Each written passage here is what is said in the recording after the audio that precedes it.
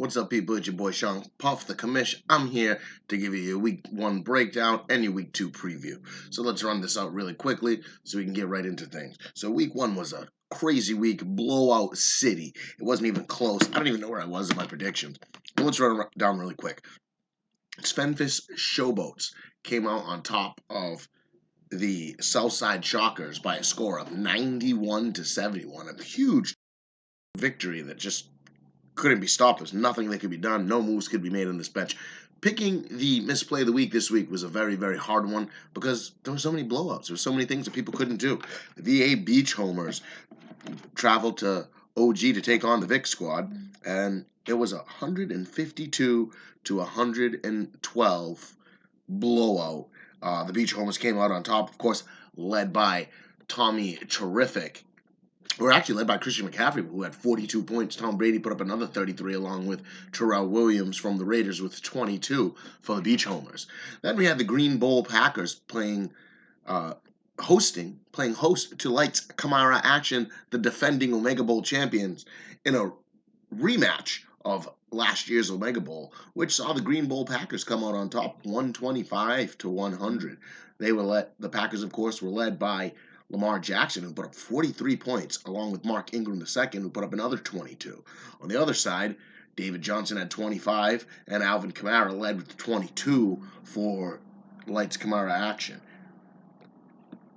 This is where we're going to find the misplay of the weekend, and it had to be two players that were misplayed, as Jameis Winston was played and put up 8 points, while Mike Williams played and put up 4 points. Had Lights Kamara Action had Scott went in and put in Kyler Murray, who put up 27, and Dede Westbrook on the bench had another 14, he would have been the victor. He would have had week number 1 there, but that will be your misplay of the week right there by Lights Kamara Action. The Bipolar Bears took on the Westfield Slaughterhouse, and it was a slaughtering in Bipolar. The Bears won this one by 100 points, 170 to 70. Nothing came together for the Slaughterhouse. Wilson led that team with 20 points. On the other side, Dak Prescott had 43. DeAndre Hopkins had 31, and T.Y. Hilton had 28 for the Bipolar Bears. Make America Great Again traveled to NB to take on the Bulldogs, where they pulled out a 144 to 91 victory. MAGA was led by Derrick Henry's 28 points and Eric Ingram's 28 points. Drew Brees right behind them with 27. Great game for MAGA. The New Bedford Blazers were host to Hanging with Hernandez. One of our new teams in the league came into this one and dropped 119 to 172. New Bedford Blazers come out with the victory. He was led by Deshaun Jackson with 35 points, along with Patrick Mahomes, who also had 35 for him. And then his defense, Tennessee, 26 points. Crazy. Mad Pilgrims would host Dig Newtons as they returned to the league, and the Mad Pilgrims put up 153 to Dig Newton's 88. Sammy Watkins had 46 to lead that one. Deshaun Watson behind him with another 38 points. Mad Pilgrims looked great in week 1.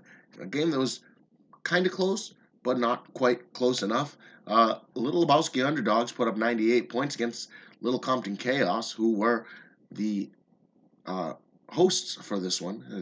Only able to put up 82 points. Uke had 32 from Wentz, 15 from the Bears D, and 13 from Zeke, while Little Lebowski's Underdogs had 26 from Keenan Allen, 13 from Njoku, 12 from DJ Moore. Not a great game, but enough for the Underdogs to pull out the victory there. And that's your week 1 wrap-up. And now let's get into week 2 and make some predictions here. So week 2 starts out, we've got the Little Compton Chaos going head up with the Southside Shockers. Both of these teams coming into this one 0-1. On Thursday night, Mike Evans, of course, put up 10 points for the Chaos. So the Chaos are going into this with the lead. It's always good to have the lead. Points on the board are what matter. The prediction from ESPN is 100 to 107. Southside Shockers predicted to win. There's a 54% win probability for the Southside Shockers as projected by ESPN this week. I'm going to, of course, go with my own team, and I'm going to pick the Southside Shockers to come out here on top. Made a couple moves. Of course, they started Trubisky last week, who did nothing for them. Trubisky was then cut, along with the Eagles D, who did nothing. So the Houston Texans D will be starting, along with Kirk Cousins. Couple signees added to the bench. Christian Kirk will still get the start again this week, despite having a horrid day last week, and they're going to look the same other than those two changes.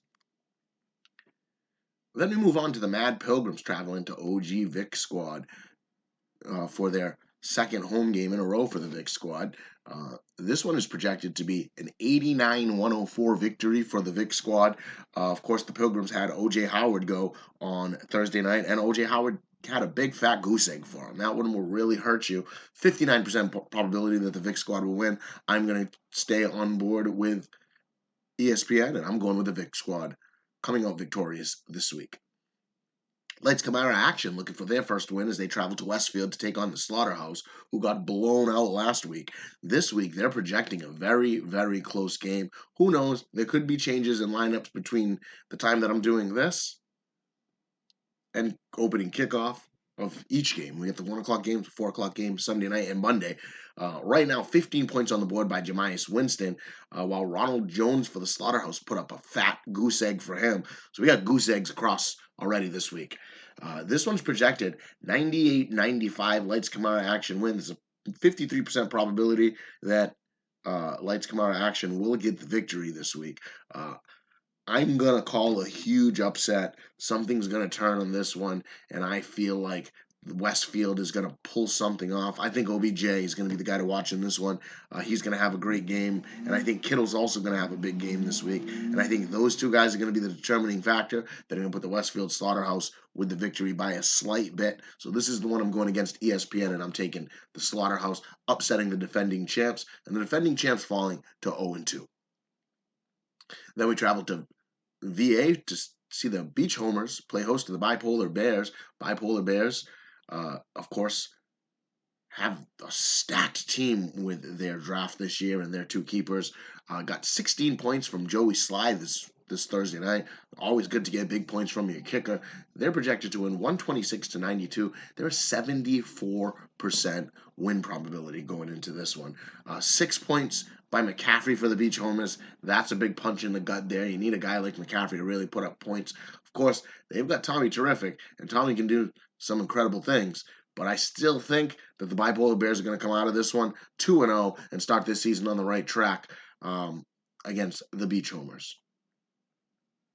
Then the New Bedford Blazers travel to MAGA to take on Make America Great Again in a great matchup of two undefeated teams. The Blazers, of course, looked great last week, starting out 1-0, led by Patrick Mahomes and Larry Fitzgerald. They're going to try to do it again this week. They're the underdog this week, 102-113. MAGA is a 56% favorite to win this one. I think Mahomes is going to have a great game. I like Fitzy. I like Deshaun. I like McCoy. I like this Blazers team. I look on the other side. They've got some great guys. I don't know how I feel about Derrick Henry. He hasn't sold me yet. Drew Brees, a former Southside Shocker himself, he's going to probably have another great game. They're playing the Rams, so that could end up being a shootout. Thielen, I expect to have a good game. This one's a toss-up for me. They got this one picked to be a blowout for Make America Great Again. I think the Blazers coming out victorious in this one. Another upset pick for me, New Bedford Blazers. Svenfis Showboats will travel to Hangin to take on Hangin with Hernandez. This one's another one that's projected to be close. Hangin with Hernandez, 51% win probability. 96-93 is the projected final score. Nobody's had anybody go in this one. This is going to be an interesting one to see. Did the Showboats get lucky in week one? Are they going to be able to keep this ship going and get their second win in a row, start out 2019 on the right foot? We'll have to wait and see.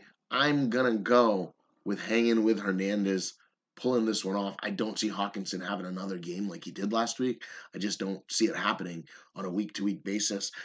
Mayfield still hasn't proven himself, and Fournette, not really big on him anyway. I think Dalvin Cook, Aaron Rodgers, Terry McLaurin are going to be the guys that are going to be difference makers for Hanging with Hernandez, and they're going to come out with the victory in this one this week.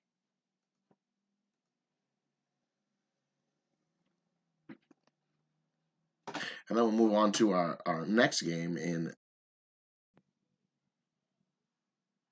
this next one's going to be a great one. I didn't even name a game of the week this week. Why do we name this one right here? I'm going to call the game of the week. New Bedford Blazers, Make America Great Again. There's your game of the week this week for this week, so pay attention to that one. This one, another one that's supposed to be a close one. The NV Bulldogs and Little Lebowski underachievers in Little Lebowski. Both teams have put up 17. 17 from Greg Olson for the Bulldogs. 17 by DJ Moore for the underachievers. 107, 108 is the projection. It's a pick 'em. It's a 50% win probability. Nobody is favored in this one at all. Going into it 17-17. This might be the one to watch this week. This is going to be a great one. Should come all the way down to the end. Looking right now to see if any of them have any Monday night games. Looks like no Monday night games for either team.